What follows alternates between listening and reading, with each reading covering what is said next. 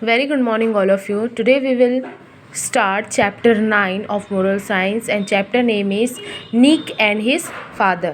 ठीक है, Nick and उनके father means उनके पिता. Okay, so once there lived a boy named Nick. He was 10 years old. He was the only son to his parents. His father, named Mr. James, was a businessman and he could hardly spend time with Nick. ठीक है, यहाँ पर बता रहे एक बार एक निक नाम का एक कौन रहता था, बॉय रहता था, लड़का रहता था. वो 10 ईयर्स का था. ठीक है, और वो अपने पेरेंट्स मतलब अपने मम्मी पापा का इकलौता क्या था, इकलौता चाइल्ड था, इकलौता ही बच्चा था. मतलब उसके मम्मी पापा का सिर्फ एक ही बेटा था जो था निक. ठीक है, उनके पिता का नाम क्या था, उनके जो फादर थे उनका नेम था मिस्टर जेम्स था और वो एक क्या थे, बिजनेसमैन थे. एंड वो क्या करते थे, उनके पास बिल्कुल भी निक के साथ मुश्किल से समय बिताने के लिए, टाइम स्पेंड करने के लिए बिल्कुल उनके पास टाइम नहीं रह पाता था.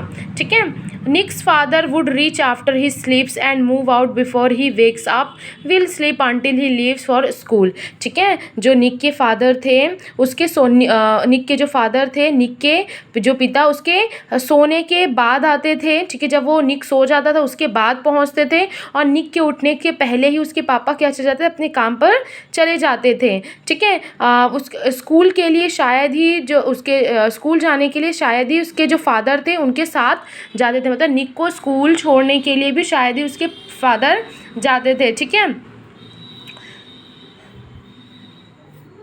his father would accompany him or join his with family just like any other boy. Nick wanted to go outdoors with his father and have fun. ठीक है, जैसे कि उनके जो फादर थे वो कहीं मतलब उनके साथ जाते थे या कोई भी परिवार के साथ, किसी भी फैमिली के साथ शामिल होते थे. किसी भी अन्य जो भी कोई भी और अन्य बॉय होता था, मतलब कोई भी जो अदर कोई लड़का होता है, निक अपने फादर के साथ बाहर जाकर मौज मस्ती करना चाहता था क्योंकि उसके फादर बहुत ज़्यादा बिजी रहते थे एंड निक को बिल्कुल भी टाइम नहीं दे पाते थे. इसलिए निक चाहता था कि उसके फादर भी दूसरे लड़कों के जैसे पिता, उनके जो फादर उनके साथ टाइम स्पेंड करते हैं, तो मेरे फादर भी वैसे ही मतलब टाइम स्पेंड करें, वो ऐसा चाहते थे.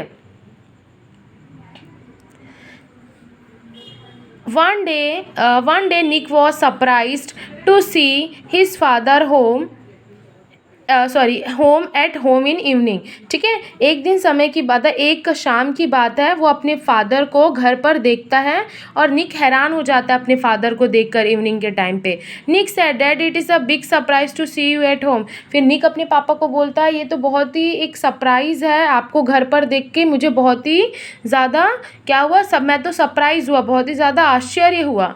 देन उसके बाद mister James said yes my meeting was cancel and my next flight is delayed for 2 hours, so I am at home. तो उनके जो फादर हैं वो बताते हैं कि हाँ, जो मेरी जो मीटिंग थी वो क्या हो गई, कैंसिल हो गई, मेरी मीटिंग अब कैंसिल हो गई और मेरी जो अगली फ़्लाइट है जाने के लिए वो 2 घंटे लेट हो गई. इसी वजह से मैं अभी घर पर हूँ. ठीक है, उनका जो काम था, जो मीटिंग था वो भी कैंसिल हो गया, प्लस वो कहीं जाने वाले थे तो वो 2 घंटे लेट हो गया उनका फ़्लाइट. दैट्स वाई वो क्या थे, घर पर ही थे.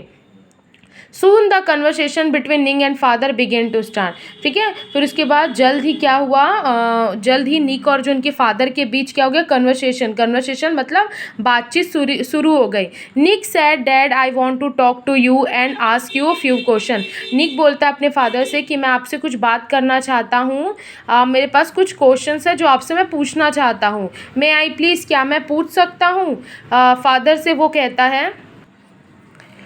Said yes my dear son please proceed. फिर उसके फादर बोलते हैं कि हाँ मेरे बच्चे, मतलब प्यारे बच्चे, तुम पूछ सकते हो. ठीक है, आगे बढ़ो. फिर निक बोलता है when will you be back. ठीक है, तो मतलब निक अपने पापा से पूछता है कि आप कब वापस आएंगे.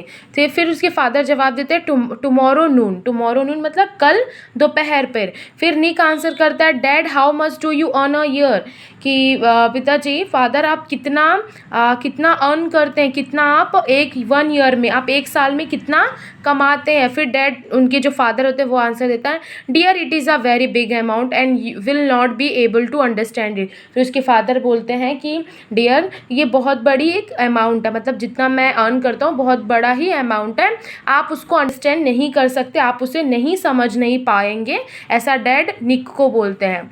निक, dad are you happy with your income? तो निक बोलता है निक पूछते हैं कि क्या पापा आप अपने जो इनकम है, जो आपका आय है, मतलब जो आपका जो सैलरी है, जो आपका इनकम है, जितना आप कमाते हैं उससे आप खुश हैं? फिर उसके फादर जवाब देता है, yes my dear I am very happy, in fact I am planning to launch our new branch and new business in a few month.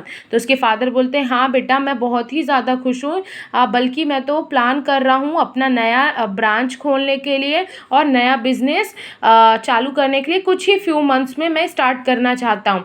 Isn't that great sweet boy? तो वो पूछता है कि क्या ये बहुत अच्छी बात है कि नहीं, ऐसा उसके फादर पूछता है, क्या ठीक है कि ये अच्छी बात है कि नहीं है मेरे प्यारे बच्चे। फिर निक बोलता है, yes dad I am happy to hear that. हाँ बोलते हैं कि हाँ येस डैड, मैं ये सुनकर मुझे बहुत खुशी हुई। फिर फादर बोलता है, so do you have any other question Nick? उसके फादर बोलते हैं, तो तुम्हारे पास और भी कुछ क्वेश्चन है निक? फिर निक बोलता है, yes father I do have only 1 more question, मेरे पास सिर्फ एक और ही क्वेश्चन बचा है।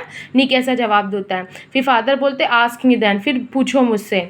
निक बोलता है, dad you do not want to tell me how much you earn a year for a month, but can you tell me what you earn a day or even half a day?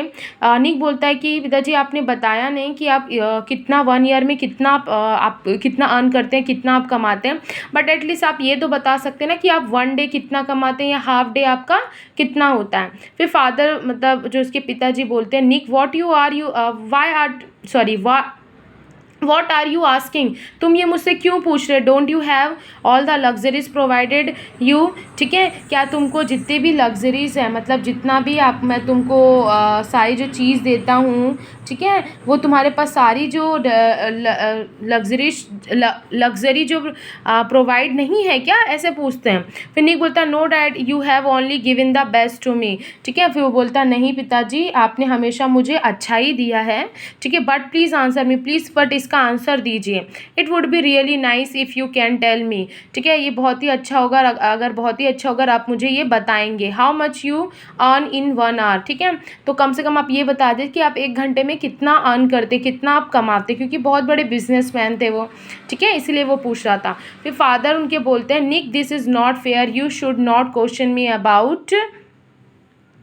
About income. ठीक है, फिर उसके पापा बोलते हैं कि निक ये अच्छी बात नहीं है कि तुम मुझे मेरे इनकम के बारे में ऐसे क्वेश्चंस कर रहे हो। ठीक है, Nick asked his mom to support him. ठीक है, निक अपनी मम्मी को बोलता है कि मम्मी प्लीज़ पापा को बोलिए कि वो बताए। Nick and his mom requested to answer his hourly income. ठीक है, तो निक और उसकी मम्मी उसके पापा से, ठीक है, अपने डैड से क्वेश्चन करती कि आप एक घंटे में कितना कमाते हैं, आप 1 घंटे का इनकम कितना है। If not the daily income, Nick's father replied, will be around 1000। तो उसके निक के फादर ने बोला कि मैं 1 घंटे तकरीबन 1000 रुपीज़ क्या करता हूँ, अर्न करता हूँ पर आवर। ठीक है, पर आवर मतलब 1 घंटे में 1000 कमाता हूँ। Nick ran to his room in the upstairs. फिर रूम जो निक है वो भागकर ऊपर अपने कमरे में चला जाता है। ठीक है, भागकर अपने कमरे में चला जाता है। Then rushed down carrying a piggy bank and with him. ठीक है, और अपने साथ एक पिगी बैंक मतलब एक गुल्लक अपने साथ लेकर आता है। And dad I have 3000, can you spend 3 hours with me? तो वो बोलता है अपने पापा से कि पापा मेरी जो पिगी बैंक है, मेरे गुल्लक में 3000 रुपीज़ है, क्या मुझे आप अपने 3 घंटे का समय दे सकते हैं? ठीक है, I want to go to beach and have a dinner with you tomorrow evening. मैं आपके साथ कल बीच जाना चाहता हूँ और वहाँ डिनर करना चाहता हूँ। ठीक है, कल के शाम को, ठीक है। Can you please mark this in your schedule, क्या आप अपने शेड्यूल में ये मार्क कर लेंगे कि कल शाम को आप मेरे साथ समय बिताएंगे। निक्स फादर वॉज स्पीचलेस, निक के फादर के पास बिल्कुल भी कोई मतलब कुछ जवाब नहीं रहता, वो स्पीचलेस हो जाते हैं। So moral of the story is magic words, running behind money makes children deprived of love and care from parents, ठीक है। क्या बोल रहे हैं कि हमेशा पैसे के पीछे भागने से जो बच्चों के जो माता पिता होते हैं, बच्चों के जो पेरेंट्स होते हैं, के प्यार और देखभाल से क्या हो जाते हैं, वो वंचित हो जाते हैं, ठीक है। अगर आप हमेशा पैसे कमाने को ही लोगे तो आपके जो बच्चे होते हैं वो उनको पेरेंट्स का प्यार अच्छे से नहीं मिल पाता है और उनकी देखभाल भी नहीं कर सकते हैं। तो कि पैसे ये भी है कि आप अगर अर्न कर रहे हैं तो उसके साथ साथ अपने बच्चों को भी टाइम दीजिए और उनके साथ भी समय स्पेंड कीजिए, समय बिताइए। Okay, thank you class. In next class we will read exercise. Okay, thank you.